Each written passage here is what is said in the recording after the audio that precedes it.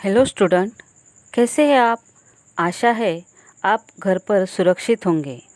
बच्चों, डॉक्टर निहारिका लिखित जलधरा यह पाठ जिसका अंतिम भाग आज हम पढ़ने जा रहे हैं। जैसे कि आप सभी जानते हैं, प्रस्तुत पाठ में जल और धरा अपनी अपनी प्रशंसा करते हैं और अपने अपने महत्व के बारे में बताते हैं। जल कहता है, इस पृथ्वी पर तुम्हारा हिस्सा केवल 25% है और मेरा 75। तो धरा कहती है, मित्र, मैं तुमसे प्रतिस्पर्धा कहाँ कर रही हूँ। प्रतिस्पर्धा यानी कि प्रतियोगिता, कंपटीशन। पर मैं तुम्हें यह अवश्य याद दिलाना चाहूँगी कि तुम्हारे 75% हिस्से में 1% ही पानी पीने योग्य है, जो कि मनुष्य, जीव जंतु आदि की प्यास बुझाने वाला जीवनदायी जल है। बच्चों, हमारी पृथ्वी की सतह पर 71% भाग जल से घिरा हुआ है और बचे हुए 29% भाग पर स्थल है, जहाँ मानव और दूसरे जीव जंतु रहते हैं। परंतु हैरान करने वाली बात यह है कि पृथ्वी की सतह पर सबसे ज़्यादा पानी समुद्र में फैला हुआ है, जो कि पीने योग्य नहीं है। हम जो पानी पीते हैं वो नदी, तालाब, झरनों और कुओं में मौजूद है। तो जल कहता है, तुम ठीक कह रही हो। अपने प्रदूषित हो रहे जल को देख मैं क्रोध से भर उठता हूँ। इसलिए कभी बाढ़ के रूप में सबको अपनी चपेट में ले लेता हूँ, तो कभी सुनामी जैसे तूफानों द्वारा तबाही मचा देता हूँ। अर्थात जैसे कि आपने पिछले साल देखा होगा, केरल में बाढ़ के कारण पूरा जनजीवन अस्त व्यस्त हो गया था। हाल ही में पश्चिम बंगाल, उड़ीसा तट पर फोनी चक्रवात के कारण काफ़ी तबाही मची हुई थी।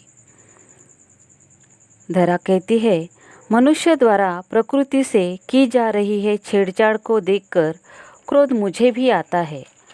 तभी तो कभी कभी ज्वालामुखी के रूप में फटकर अपने अंदर का लावा अपने ही ऊपर उड़ेल लेती हूँ।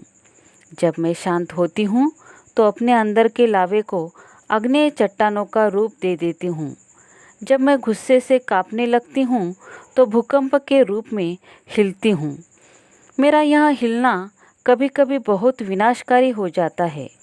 बच्चों, प्रकृति में मनुष्य को सूर्य, चांद, हवा, धरती, जल, हरे भरे वन, अपार खनिज संपदा उपहार स्वरूप दी है। वास्तव में ये सब मनुष्य की धरोहर के रूप में मिले हैं, किंतु हम इन प्राकृतिक संसाधनों का दुरुपयोग कर रहे हैं। जल कहता है, पर इस तरह तो हम स्वयं को ही नुकसान पहुंचाते हैं। अपने किए नुकसान का दोष हम किस पर लगाए। मनुष्य ने कचरे और गंदगी का नदियों और समुद्रों में बहकर जल को प्रदूषित किया है।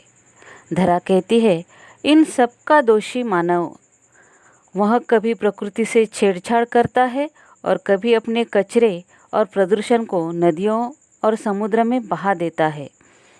वृक्षों की अंधाधुंध कटाई, खनिज की लगातार खुदाई, पहाड़ों की चट्टानों पर विस्फोट कर बनाए गए बांधों ने मेरे आंचल में करोड़ों पैबंद लगा दिए हैं। मेरा ही नहीं, मानव ने तुम्हारा रूप भी पूरी तरह मलिन कर दिया है। वह यह नहीं सोचता इस सब का परिणाम अंततः उसी को भुगतना पड़ेगा। जल कहता है, तुम ठीक कहती हो धरा। आज मानव का विकास की दौड़ में इतना अंधा हो गया है कि वह अपने द्वारा किए जा रहे नुकसान को कभी नहीं देख पा रहा है। धरा और जल एक साथ कहते हैं, कब जागेगा मानव। बच्चों, प्रकृति के साथ छेड़छाड़ के परिणाम स्वरूप मनुष्य को तूफानों, भूचालों, बाढ़ों और अनेक प्रकार की बीमारियों का सामना करना पड़ रहा है। वृक्षों की अंधाधुंध कटाई से वातावरण लगातार प्रदूषित होता जा रहा है। जंगल, जानवरों और पक्षियों का आवास समाप्त होता जा रहा है। ग्लोबल वार्मिंग का खतरा भी वृक्षों की अंधाधुंध कटाई से बढ़ता ही जा रहा है।